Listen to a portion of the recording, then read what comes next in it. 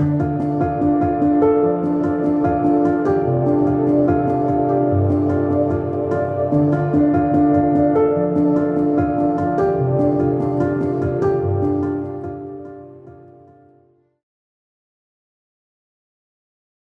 everyone and welcome back to the George Collection. I'm Rachel with Right Side Blonde. Today I'm going to bring you the July 2000 issue of George magazine. It has Mel Gibson on the front. It talks about the new Patriots. But today I wanted to talk about the media and comedians because that is kind of a hot topic right now. And also this article is hilarious. I was laughing out loud as I read it. And I think we could all use a little humor or laughter in our lives these days, so I hope you enjoy. First, I wanted to give a very public shout out to Jeff and Kim, who sent me, I think 5 or 6 George magazines, including the Spy edition with JFK on the front, JFK Jr. on the front. I was elated to get those. I can't wait to go through all of them and see what I find. And I just wanted to take a second to show you this really cool card he sent too. I'm perplexed by the card. I do love the picture. I'm very perplexed by the picture. Nice little Thunderbird, interesting color of blue. I googled 1955 Thunderbird because I selfishly kind of wanted it to be a 55 just because 55 comes to JFK Jr. in gematria. I can't help it. And it looked very similar. So if it is a 1955 and you sent a turquoise picture of a 1955 Thunderbird, I get what you're putting down there, Jeff. I really like it. So thank you very much. And I think Kim took the picture. So Kim, if you took this picture, great job. Recently, a lot of comedians have been taking a lot of heat for their content. It seems that they can't say jokes anymore because everyone gets offended. And really, when everyone gets offended by everything, it really stifles creativity because everyone's constantly scared of who's going to be offended by this and who's going to be offended by that. So I thought this article was fitting based on that. And also they touch on the role of the media and how they can shape public opinion. I hope you all enjoy. This is called Why We Are Laughing at Bush and Gore. Jay Leno says the late night comics are only reinforcing what people already believe. This backstage report tells when they go too far, shows how they feud with one another, and reveals their choices for president. Let's begin. William Jefferson Clinton is the greatest president in the history of the Republic, from the point of view of Jay Leno, David Letterman, Bill Maher, Craig Kilborn, Colin Quinn, Conan O'Brien, Jon Stewart, Dennis Miller, and all the people who write for them, direct for them, and produce for them. There'll never be another president like him, Ed Fellman, Dennis Miller's producer, says wistfully. Before he took office, says Jerry Mulligan, who writes for David Letterman, we had no idea how good he would be. He just kept giving and giving and giving, says Al Franken, a Saturday Night Live alumnus who does stand up and put down. He gave us 8 years of great entertainment, adds writer Maria Pope of the Letterman gang. And Monica Lewinsky was a gift from heaven, says Jon Stewart of Comedy Central's Daily Show. But when the 21st century really begins in January 2001, they won't have Bill Clinton to kick around anymore. Not as president, anyway. There's no one sadder than I to see you go, Jay Leno told Clinton at the recent White House Correspondents' Dinner. You bought my car, my house. The golden age of comedy is over, Leno says. Now that we're losing the empty netter, it was that easy to score on Clinton, says SNL writer Robert Carlock. We're going to be tested. They will have to make do with George W. Bush or Al Gore. They're charisma challenged, Bill Maher says correctly. I would have been happier with Donald Trump against Mr. T, Stewart says. David Letterman says, President Clinton wants $30 million from Congress for contraception and family planning. Sounds to me like somebody's ready to go dating again. The day after Super Tuesday 2000, the day after voters in a dozen primaries made it perfectly clear that Bush and Gore would be the Republican and Democratic candidates for 43rd President of the United States, I asked Leno what he thought of the campaign matchup. Z's, he replied. It's going to be a long 7 months. But not everyone in the comic setup was ready to despair. We'll still be in business, Maria Pope said hopefully. Stuff happens. We want stuff to happen. We'll react to it, comment on it, create something out of it. Create something out of it. Bush is potentially a good object of ridicule, says Franken. He does not seem that articulate. He does not seem that smart. In fact, he seems kind of stupid. Gore is more elusive, but someone will nail him too. Bore and Gush, Bill Maher of Politically Incorrect labeled them. People always laugh when I say it. It's funny. It's funny because it's true. They bore and they gush. It's almost as if God intended it that way. Traditionally, back to Mort Saul, who is a role model for today's political wits, a man who had the serious courage to ridicule rabid anti-communist zealot Joe McCarthy in the 1950s, most of the people who make jokes about presidential candidates are left of center. and most of them, if forced to vote for their consciences, would vote more or less reluctantly for Al Gore. But if instead they voted like most of the electorate on the basis of enlightened self-interest, they would sweep George W. Bush into office. They don't think he's a Bill Clinton, but they do think he's a juicier target than Gore. They love his lack of memory about drugs, alcohol, or anything much that happened before 1974. They love the corresponding gaps in his geopolitical knowledge. He will forever be known as the man who couldn't name the capitals of 4 countries. I was told by Bill Bradley, who, unlike the people previously quoted, as you may have noticed when he campaigned in the Democratic primaries, is not a humorist by trade. Jay Leno says, "The New Hampshire primary is the worst setback for George Bush since he took his SATs." Do Leno, Letterman, et al. Elect presidents? Do they determine who sleeps in the White House and who does commercials for erectile dysfunction? Impact? Says Tina Fey, the head writer for Saturday Night Live. I don't think so. We just color the way people view the president. We reinforce what people already believe, Leno says. I don't think we change minds, Jerry Mulligan says. We exaggerate. Dan Quayle could not be as stupid as we made him out to be. Nobody could be that stupid. Other comedians disagree. People start to believe their own hype, Ed Feldman says. Dan Quayle heard how dumb he was so many times that he started to go on late-night talk shows and act stupid. Quayle clearly is missed today and is remembered by the comedic community almost as fondly as Clinton will be after Gore Bush's inauguration. It's not about misspelling potato, Bill Maher says. I could have misspelled potato. But when someone says global warming is a myth, as Quayle did, that's really stupid and really dangerous. See what he did there? Colin Quinn, who delivers the weekend update on Saturday Night Live, contends, without a hint of smile, we're the only way a lot of people get any political knowledge. Maher agrees. Most people get their news from some entertainment source, he says. CNN is a great network, but the number of people who watch it is minuscule. Those people are probably going to make an informed decision, but there are many more people who are going to make an uninformed decision, and they get a lot of their opinions from the kinds of jokes that are made about the candidates on late-night shows like my own. I got my political education from Dennis Miller, Colin Quinn says. He was Government 101. If you depended on nothing but Weekend Update for your news of the week, says Robert Carlock, who writes Weekend Update, that would be scary. It is scary, Bill Maher admits. No scarier, Jon Stewart points out, than getting all your news from Crossfire or Hardball or I'm Going to Kick Your Ass. Comics come closer to the truth, says Billy Crystal, who rarely does political comedy because it never feels right. He reluctantly made an exception during the Academy Awards to refer to Robin Williams' latest film as the story of a robot who wants to be human, the Al Gore story. Stiff jokes, dumb jokes, Crystal says. Enough, I get it already. Only a relatively small number of Americans watch these late-night shows, Bill Bradley insists. Of course, he also insisted he was going to win the Democratic nomination. Bill Maher says, I don't want to say it's over for Bradley, but the kid from The Sixth Sense can now see him. Senator Bradley was certainly a target of political humor during his jog for nomination. When the humor was based on my idiosyncrasies, he recalls, my dress, my speaking style, that's fine, that's who I am. But when it was unfair and mean-spirited, then I didn't like it. Bradley may have been the object of the least mean-spirited humor during his disappointing campaign. When Craig Kilborn offered CBS viewers a bogus sampling of negative ads, the ads characterized George W. Bush as a squirrel-hating douchebag, Al Gore as an un-American, impotent buttface, and John McCain as a bitchy, bitch, son of a bitch. Bradley got off with Oh my God, I can't even say that with a straight face. Bradley got off relatively mild, a real flippity-flopping suckwad. None of the Kilborn attacks caused any damage. Conan O'Brien says, apparently Gore has a brand new campaign strategy. He wants to start with the audience sleeping. For people who are so quick to open fire, some of the late-night comics are very reluctant to open up. Maher may be the most accessible. He actually invited me to watch him tape his show and to talk with him face-to-face in his office. He didn't even look at his watch. Leno said I could have 5 minutes with him on the telephone, and for at least 3 of the 5 minutes he repeated word-for-word comments he had previously made on the air or in print. Letterman's office said he hadn't granted an interview or answered a question in years. He even had his writers fill out the medical forms before his surgery. Kilborn's office sent tapes.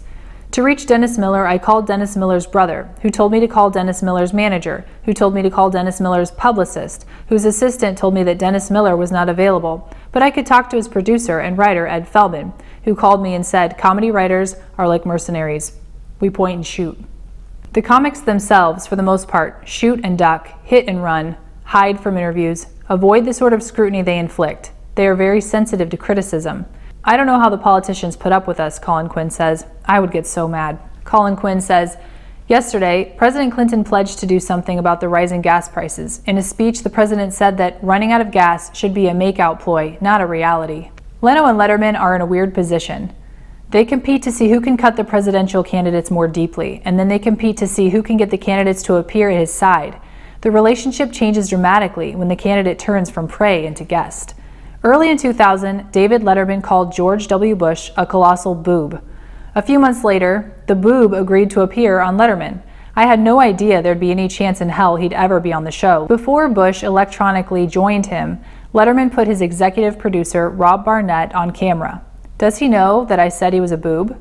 Dave asked Barnett, who had a feeling Bush did. The road to the White House runs through me. It's always been true, and it always will be true, Letterman said to his audience. But when George Bush came on, Letterman's opening question was, how do you look so youthful and rested? Dave can ask questions in ways reporters and journalists cannot, Maria Pope explains. Fake it, Bush replied to Letterman. The candidates come on to demonstrate their sense of humor, Pope says. And that's pretty much how you're going to run the country, Letterman said to Bush. Yeah, said George W. They're less practiced and rehearsed when they're on with Dave, Pope explains. Bush offered a weak joke about heart surgery. It's about time you had the heart to invite me, George W. said, grinning to denote humor. The laughter was both limited and uneasy, and drowned out by groans. Who's the president of, Letterman asked, testing Bush's global knowledge, of the Hair Club for Men? Bush got that one right. Uncle Cy Sperling, he said. Nice of you to come on, Letterman quipped at the end of the interview. We'd be more than happy and honored to have you back. Then, after Bush's image faded from the screen, Letterman actually took a swing, though not quite at the candidate. He'll be on with Jay Leno tomorrow night, Letterman said. There's a real summit meeting. When a candidate shows up at the show, Maria Pope says, it alters things. It gets everyone's attention. Everyone is on their best behavior. We do feel honored, delighted they're here. Everyone dresses nicer. Usually, Pope says, the visiting candidates shine. If I'd known he was like that, she says, recalling an entertaining appearance by Bob Dole, who lost the presidency but won a berth on Comedy Central, I might have voted for him. It's disgusting, says Marr. Jay Leno and David Letterman are just as bad as the politicians are. They're politicians too. They lie and they kiss ass. That's what politicians do. Marr's implication is that Leno and Letterman would be honored to have their heads up any presidential hopeful's ass.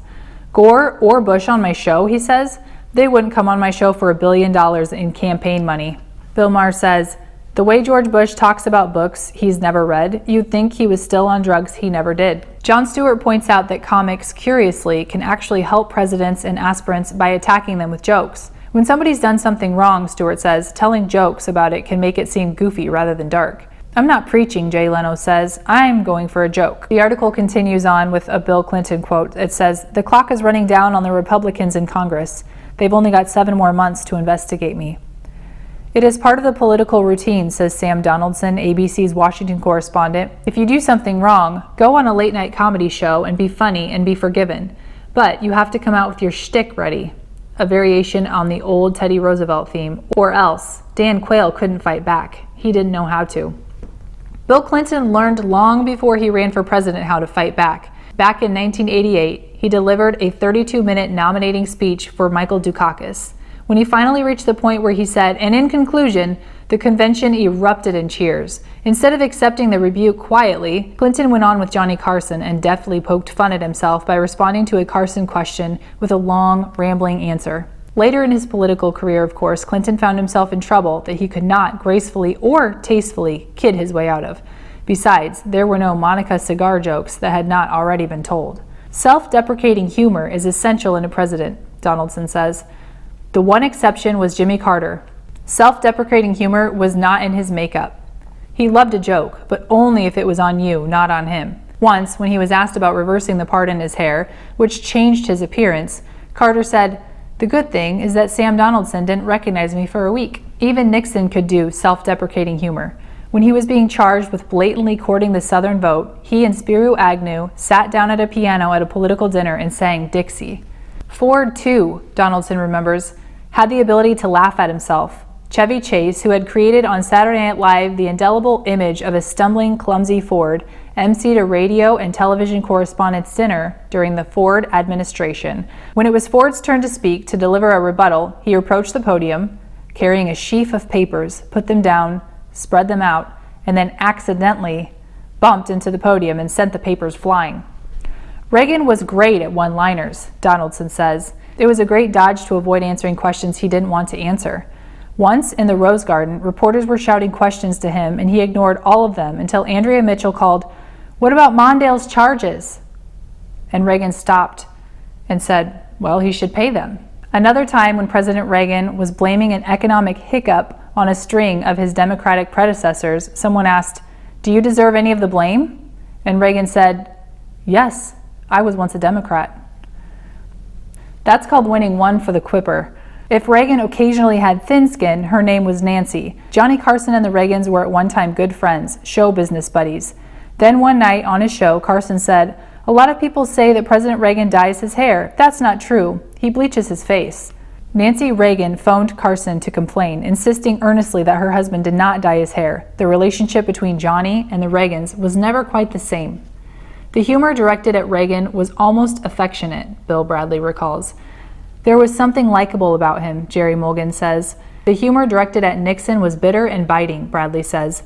Nixon, who came under cosmic siege when Letterman and Leno and most of their writers were in their formative years, could never erase the imprint of a Herblock cartoon, the drawing of an unshaven, nasty-looking Nixon emerging from a sewer.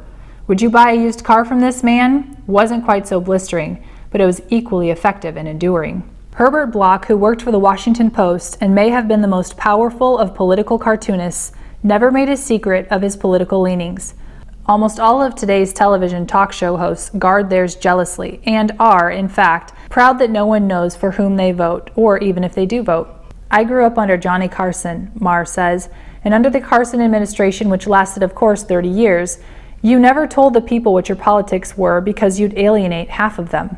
Whom will Marr vote for in November? I don't like either one of them, he says. If I have to, I'm sure I'll vote for Gore, only because he's smarter and he knows how to do the job. Bush, I make no secret of. I do not like. I think he's a smirking mama's boy with a massive sense of entitlement, and I do not like that this country nominates for its highest office someone simply because his father was once there. I mean, that's what Iraq does. Saddam Hussein's son won an election the other day. Pretty funny, huh? Marr is proud to be libertarian. What's a libertarian? It's very simple, Marr says. The philosophy is that citizens in a free country, which this decidedly is not, should be able to do whatever they want to as long as it doesn't hurt anyone else. Letterman, Leno, Marr, Miller, Stewart, Kilborn, and Quinn will each take his best shot at it, but the last laugh of the 20th century belongs to Bill Clinton. He may end up the most lampooned president in history, and despite it, or because of it, one of the best liked. It's been almost 22 years since this issue of George came out, and it was kind of shocking for me how freely comedians used to talk about politics and the presidents. And I think we can all agree that the previous president got plenty of that, but the current president is not. Also with Tina Fey saying, you know, we don't shape people's view, we just color what they already believe. But I think that we can all see in the last 22 years how maybe it was the case in 2000, but in 2022, that's not the case. I love to write. I've been a writer since I was in the first grade. I like to write stories, I write blogs, I write poetry, all kinds of different things. But as I got older, I would find it was really hard to be creative because I would be scared that I would offend somebody or someone wouldn't get it and somebody would come at me. It's deeply ingrained inside of me now. I mean, I was in high school in the year 2000 and clearly I'm not anymore. But the world has changed a lot in the last 22 years. And when we're constantly scared of what someone's going to say or who's going to be offended, it really, really limits our creativity. I really found this article interesting because it did touch on that notion, and I definitely wanted to share that with you. And also, of course, the news being able to shape our public opinion of the presidents that are going to be in our office. I hope you all enjoyed today's George video. If you haven't liked, subscribed, hit the notification bell, please do so. I hope you all have a great week, and I'll see you next time.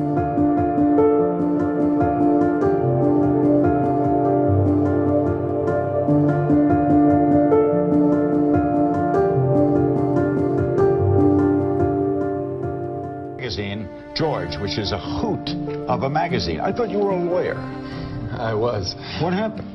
Well, we decided, I mean, actually taking a cue from folks like yourself and you around the 1992 election, that there was an opportunity here to change the definition of a political magazine. Certainly the way Americans were accessing information about politics and politicians was changing.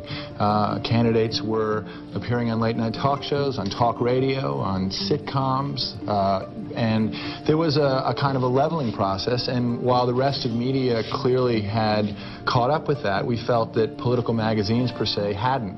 Your mother was a hell of an editor at Doubleday. That's what I hear. Would she have liked George? I think she would have.